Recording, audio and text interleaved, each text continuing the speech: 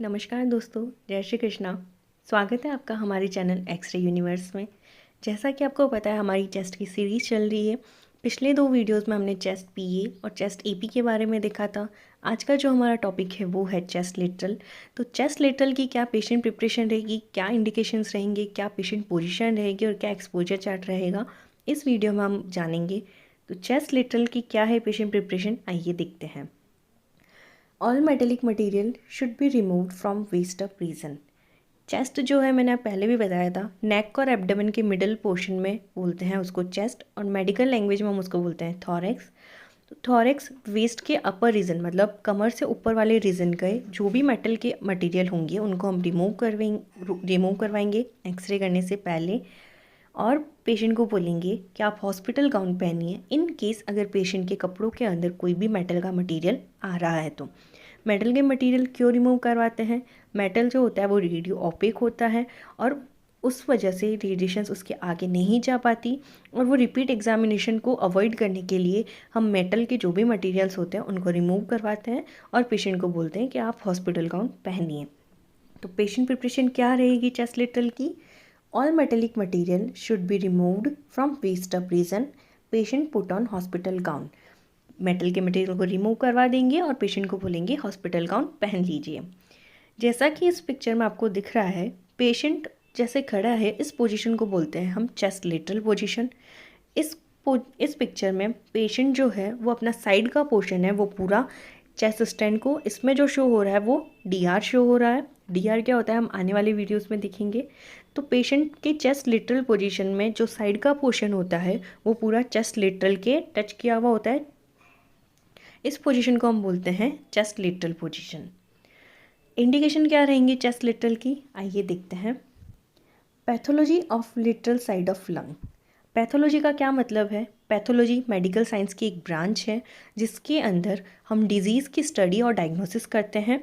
तो पैथोलॉजी, अगर lateral side की अगर कोई डिजीज़ वगैरह है तो लेटरल साइड की पैथोलॉजी करने के लिए भी चेस्ट लेटरल रिकमेंड किया जाता है।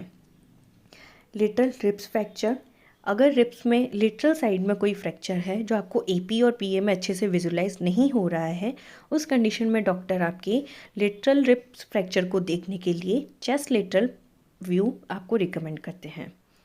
पोजीशन ऑफ पेसमेकर, पेसमेकर की पोजीशन देखने के लिए भी डॉक्टर चेस्ट लेटरल रिकमेंड करते हैं। Position of foreign body, foreign body जैसे मैंने आपको पहले भी पिछले 2 वीडियोस में समझाया था, फॉरेन बॉडी वो होती है जो बाहर से आपकी कोई भी वस्तु है आपके अंदर चली जाए, उसको हम बोलते हैं फॉरेन बॉडी। तो उसकी पोजीशन देखने के लिए भी चेस्ट लेटरल रिकमेंड किया जाता है। लेटरल चेस्ट इन्फेक्शन, पेशेंट की अगर चेस्ट में लेटरल साइड में कोई इन्फेक्शन है उसको देखने के लिए भी चेस्ट लेटरल किया जाता है। क्या पेशेंट पोजीशन रहेगी चेस्ट लेटरल की, आइए देखते हैं।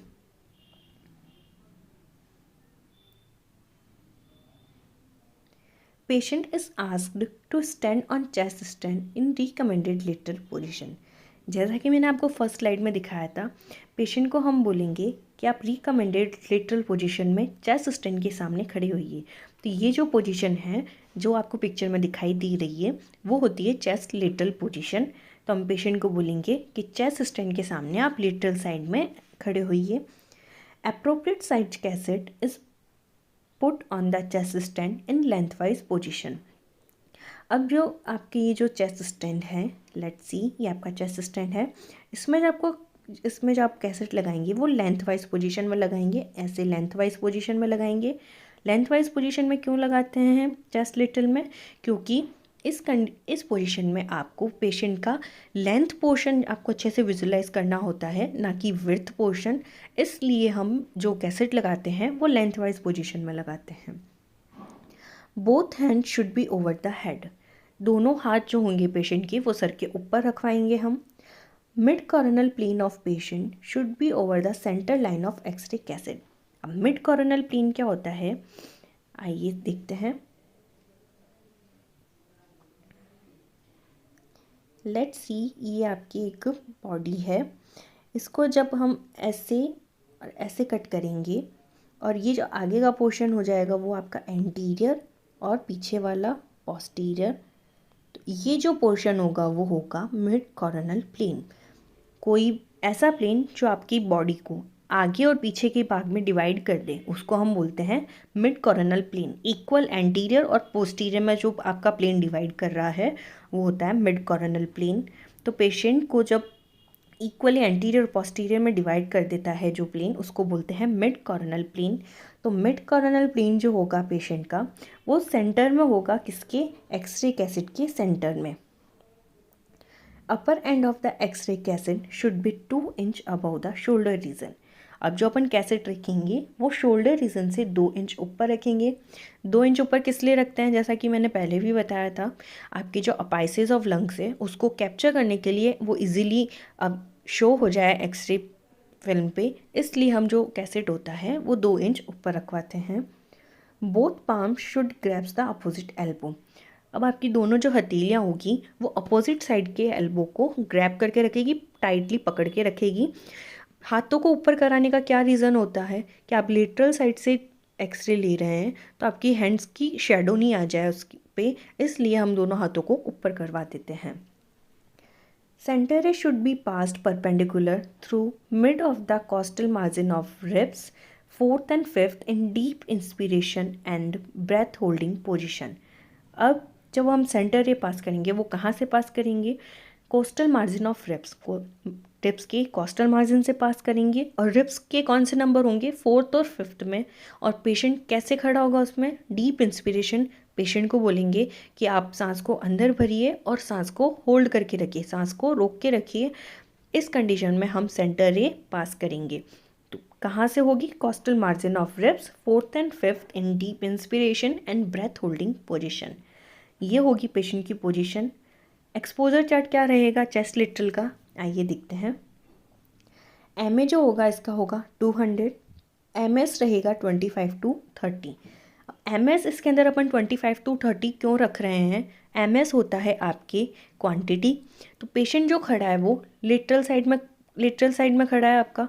इस कंडीशन में रेडिएशन को आपको ज़्यादा डिस्टेंस कवर करनी पड़ेगी पेशेंट की बॉडी के अंदर compare to chest PA and AP.